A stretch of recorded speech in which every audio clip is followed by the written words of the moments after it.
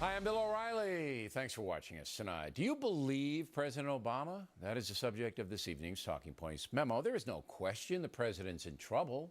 According to a new CNN poll, Mr. Obama's job approval rating is plummeting. 45% of Americans now approve of the president's job performance, down 8 points in less than a month.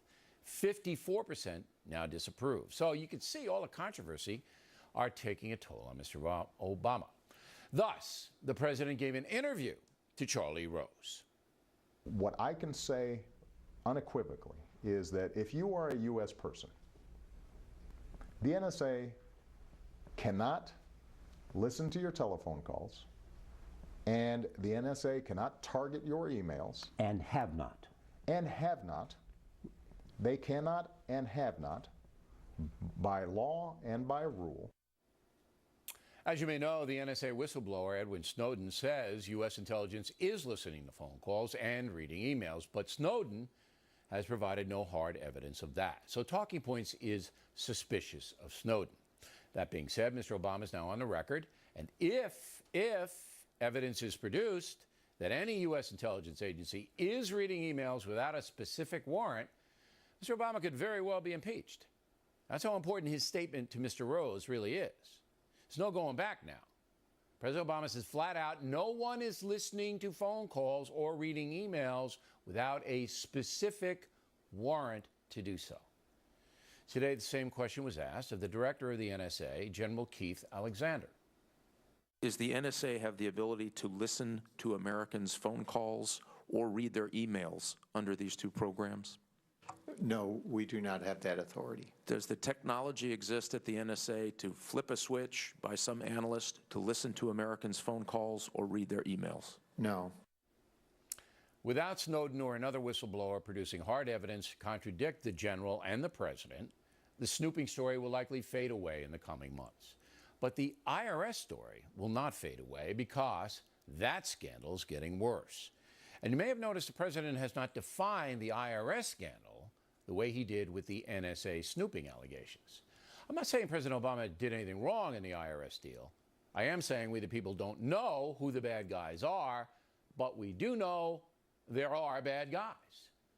So summing up, Talking Points is giving President Obama the benefit of the doubt on the NSA deal because this Snowden guy looks shady to me. And that's metal. Now for the top story tonight, reaction. Joining us from Washington, Fox News political analyst Charles Krauthammer. And you say? I say, Bill, you've been right now 2 weeks in a row. This is like Halley's Comet, once every 76 years. So I'll take advantage. I agree with you. I was never shocked or upset by the revelations about the phone, the mapping of the phone calls. Remember, we had that debate a decade ago. This is not new news. This is old news. We actually had a debate as to whether the phone companies who at the beginning of the decade, right after 9/11, provided the information without even a warrant, whether or not the phone companies would be given immunity from lawsuits, and they were. We have had this debate, and there is no reason to doubt that they are not listening in on a phone call without a second approach to the courts. No, wait a minute. To get a court order. Hold it. You say there's no reason to doubt. We got a guy in Hong Kong running around who worked for the NSA, who did this kind of work, who says the opposite, that they're snooping all over the place without the correct warrants from FISA. But, Bill, this isn't just he said, she said in a place where nobody can see anything. We have had, by the testimony of everybody, billions of calls in this widespread mapping operation where you record the phone call, who called whom, what number called whom. We have had billions of these. Have we had one case which has been validated of unauthorized listening in on a conversation? Not that I know of. Has anyone sued? Has anyone But they leaked? wouldn't necessarily Has anyone know, come to Charles. You wouldn't necessarily know. The only way you know that is if someone inside the intelligence agency then leaks what they got from the listening, if they indeed did it, out to somebody like the IRS did. Look, if there's somebody engaged in recreational listening, that's one thing, and it might be impossible to find one guy out of the thousands who does that, and if you find him, he gets canned. Yeah. But if you're listening in in order to harass somebody, to blackmail somebody, we would know about it. It would have a consequence. If they listened in on you, they would have stuff on you. There would be a purpose. You would hear about it, and you would tell other people. The fact that we have not heard anything of that sort in a decade, I think, is evidence on the side of the president and on the side of Keith Alexander, who's the head of NSA, who says, we do not listen in unless we get a court order with probable cause. Yeah, and the way you do that that's the way it's always been. Some terrorist in Yemen calls Kansas City, and then you get the number, and you know that you're already tracking the guy in Yemen, so he calls, you want to know who picks up the phone, and the FISA judge says, sure, you can listen in. But you know what?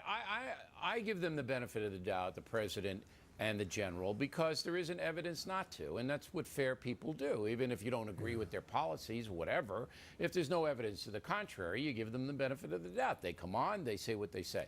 But the president with Charlie Rose looked a little tentative. Now, I'm not saying he's not telling the truth, but he wasn't like, boom, you know, this isn't happening. It's an outrage, this guy Snowden saying this. This is a disgrace that this guy. He didn't do that. He's much more laid back, I guess is the word. And I would expect a little indignation from a man whose whole administration is tottering now under one allegation after another, wouldn't you?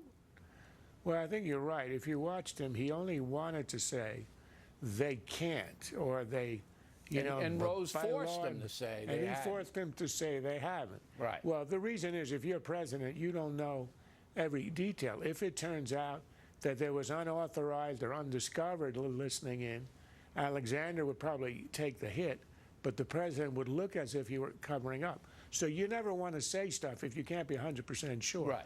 But I don't think that's a cover-up. The way I think he was covering up with Benghazi, the way he obviously is with the IRS, in the sense that he sort of washes his hands and pretends it has nothing to do with Obama. He doesn't even address the IRS. Exactly. He thinks he can about it. He thinks he can hide on this.